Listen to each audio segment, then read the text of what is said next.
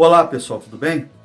Eu sou o professor Emanuel Taboas e hoje nós vamos falar sobre um assunto muito importante para o nosso entendimento de como a nossa sociedade funciona. Hoje nós vamos falar sobre a temática das políticas públicas. Para isso, eu acho importante que a gente parta de uma pequena definição para que a gente possa entender bem o tema. Vamos lá?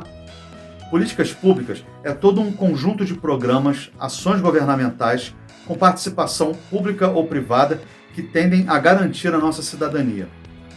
Eu gosto sempre de partir de que existem dois tipos de políticas públicas. Existem as políticas públicas que têm um caráter permanente e existem as políticas públicas que têm um caráter transitório. Como é que isso funciona? O Estado, estando ou não em conjunto com a iniciativa privada, tem demandas que sempre acontecem. Ou seja, já existem coisas que são garantidas por lei e que o Estado tem a obrigação de cumprir dentro da saúde, da educação, da segurança pública, do meio ambiente e etc.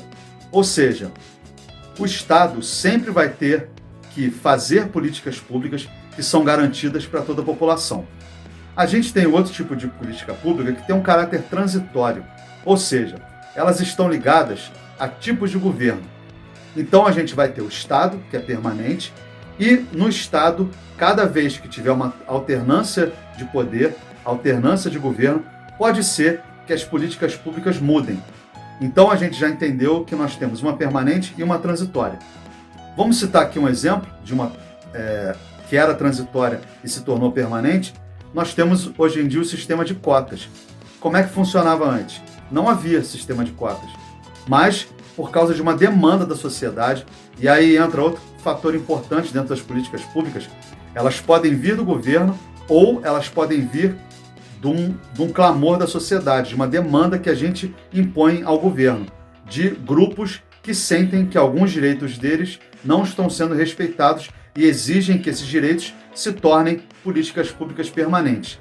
Então, como a gente estava falando aqui do sistema de cotas, era algo que não existia e por causa de um clamor da sociedade, por causa de toda a reparação que tem que existir em relação ao nosso processo histórico, isso foi exigido. E aí, um dos governos que entrou no poder foi lá e instaurou essa política. E ela permanece até hoje. Ela se tornou uma coisa permanente dentro do poder do Estado. Então, basicamente, as políticas públicas servem para garantir a cidadania e elas estão inseridas no Estado, elas podem aparecer a partir de um governo e elas, principalmente, mais importante, vêm quase sempre de uma demanda popular. Eu espero que vocês tenham entendido o tema. Nos encontramos numa próxima vez e agora vamos à solução da nossa questão.